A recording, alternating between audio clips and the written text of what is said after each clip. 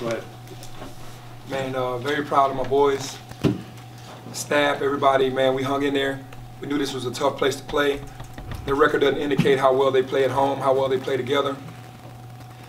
David Collins, man, he's an unbelievable player. He's one of the most underrated players in the country. And for us, it was a blessing to let LaQuincy getting into foul trouble kind of held him down. But overall, to go in the second half and then scrap it out against a team that plays well at home like this, I'm very proud of the boys. Penny, they went up, I think, 14 on the Collins breakaway dunk, and then you kind of shut them down. What was the key for you? Well, we knew we had to pay more attention to David. I mean, he was really just giving us fits. He and LaQuincy both are two of the best at playing passing lanes, leaving their man and just roaming, just mucking it up for the other team and being active. And at that point when he got that dunk, I just said to the boys, there's plenty of time left. We have to shut him down. We knew LaQuincy was already in foul trouble. And Zach got going early in the second half, and then he just lost fire. So we just tried to put our attention on not letting David beat us, and it worked out for us. And then we started to execute our offense, got some stops in a row and executed our offense and got back into the game and won. Coach, I thought Tyler Harris's impact on the game, especially in the second half, was a key factor in the comeback. Could you talk about his performance there? Yeah, Tyler has been a big time player for us for 2 years. You know, honestly, he's small in stature, but his heart is huge, and he's built for big games, especially on the road. And I've been challenging him every day on his defense in the backcourt, putting pressure on guards and making it hard for them to bring the ball up the court. And he did a phenomenal job. He went back to rebound. He knocked down shots. He made plays. He was huge for us today. Penny, what can be done about the turnover situation? Just got to get the ball up earlier. Guys are dribbling one dribble, two dribbles too much. You know, you're putting your head down trying to go one-on-one. This isn't the one-on-one level. You can't just play one-on-one on this level. Everybody plays self-defense. And when you got a team that forces turnovers like we do, which they are, they're one of the best in the country at doing so, you can't over-dribble the basketball. You got to get rid of it earlier. Hey, Penny, they hit some big threes from outside. What adjustments you make? But they didn't hit any big threes late in the game? Well, we just started paying more attention. No matter what you say to a young team, we're the youngest team in the country. They went into the game, the very first play, Justin Brown hits a three. He's their best three-point shooter. Like the very first play. It was a scramble. Malcolm Dan just short closes when we know we don't short close on a shooter, and he made the first one. So it started from that point on. You know, they started getting what they wanted, and obviously being at home, they knew they had to knock us out, try to knock us out early, and we never failed. So just kept punching back and got back into the game. But obviously, we just shut it down because we started paying more attention to it. Penny, what can you say about the guy next to you taking over in the last 5 minutes? Precious has been a perfect teammate, beautiful to coach this year. Came in earlier in the year, really wanted to play a different style game, and really started listening to me. I kept talking to him about the way that he needed to play on this level. Obviously, he's not a 5. He's more of a perimeter player that can go inside and do what he wants to do, but we're teaching him how to do both.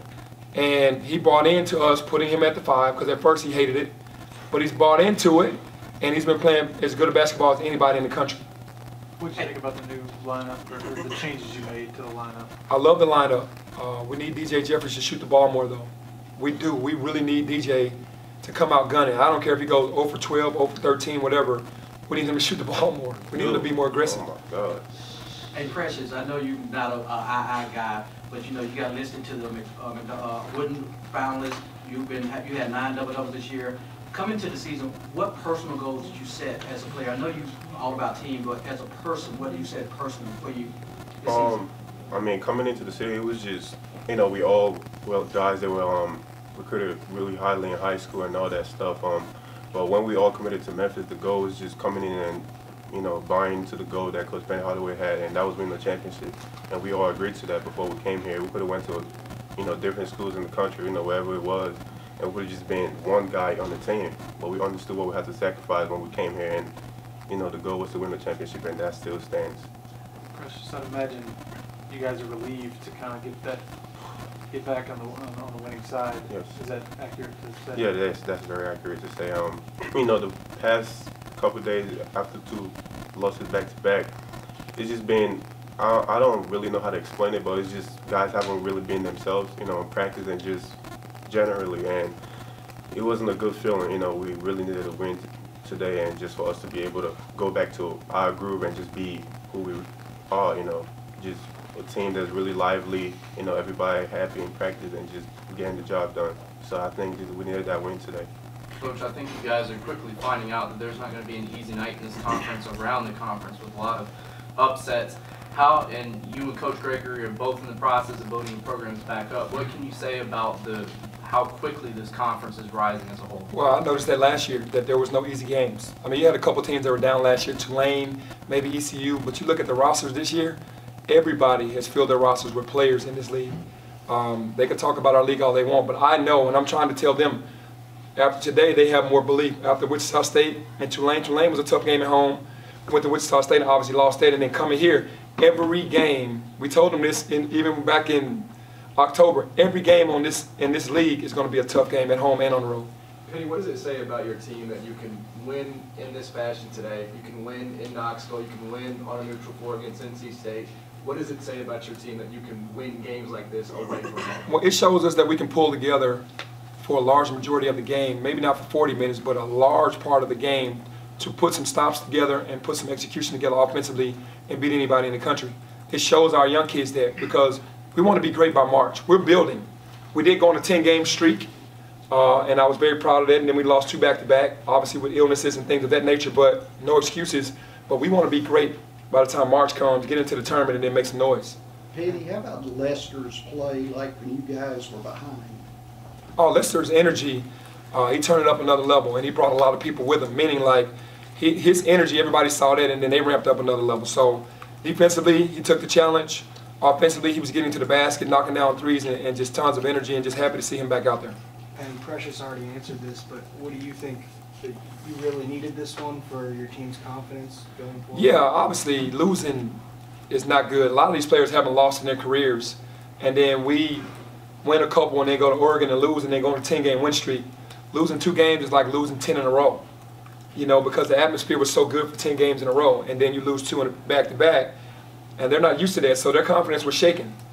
Then to go in down halftime by 8 on the road again is like, here we go again. But no, we have a great staff. We're going to keep them engaged, and to their credit, they just hung in there, man, and kept executing and kept getting stops. So I'm proud of that. Did you notice too, like Precious said, the guys were a little different in practice? Absolutely. Yeah, I know my team. I know the guys that were really happy-go-lucky when we're on a 10-game winning streak. We lose against Georgia. Guys' demeanors change. You lose at Wichita State. Now everybody's wondering, man, are we going to win again? That's just young guys. Being the youngest team in the country, that's going to happen, but I'm proud of them today. Along those same lines, and this is for both of you guys, is it overstating it that this win might rejuvenate you guys? I don't think that's overstating it from my point of view, because we're young. We can't, we're not making excuses when we lose a game or win a game.